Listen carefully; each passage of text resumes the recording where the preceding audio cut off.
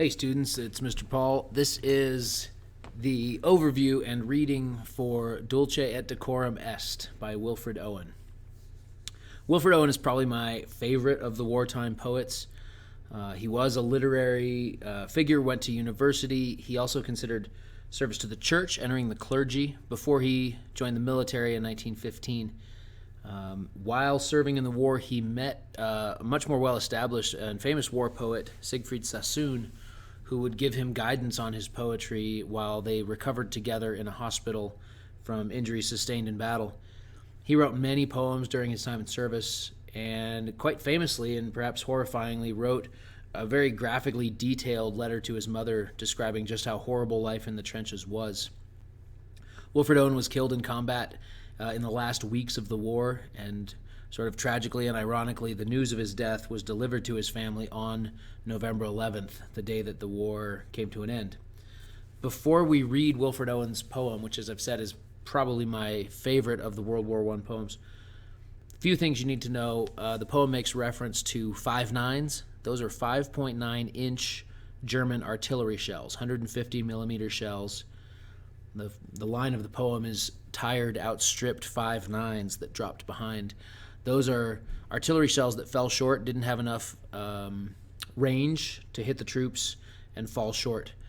There's also reference to a gas attack in this poem. The gas in question is chlorine gas, which is a caustic irritant. It irritates the eyes, nose, throat, and lungs, and ultimately causes death by asphyxiation from the fluid in your lungs.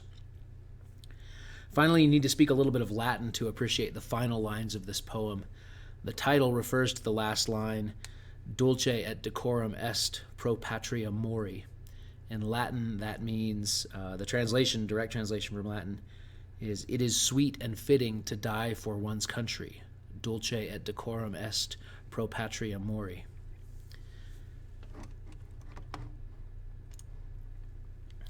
This is Dulce et decorum est by Wilfred Owen.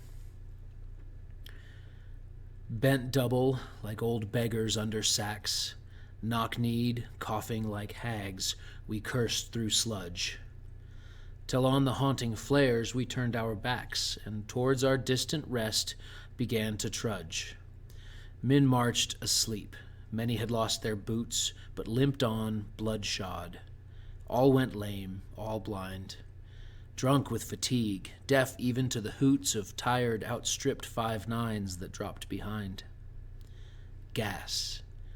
Gas, quick boys, an ecstasy of fumbling, fitting the clumsy helmets just in time.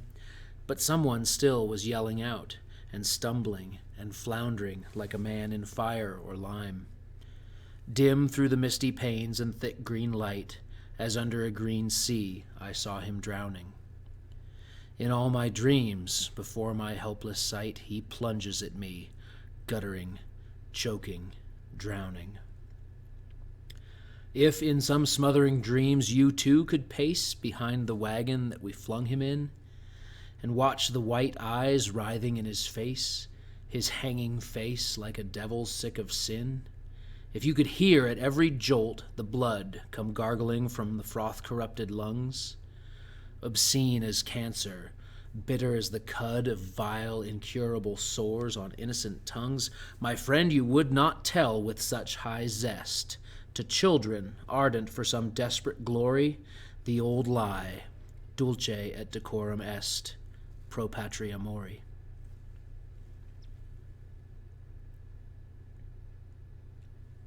As usual, you have an incomplete citation, and I'd like you to complete that citation form using the title page of this original printing of poems by Wilfred Owen. You can see that his old friend Siegfried Sassoon wrote the introduction.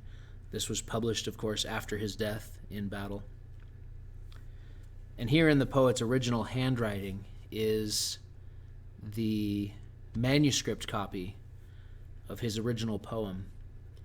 Take a close look at it, read it in the poet's own hand, and see if you can discover something interesting about this copy of this poem.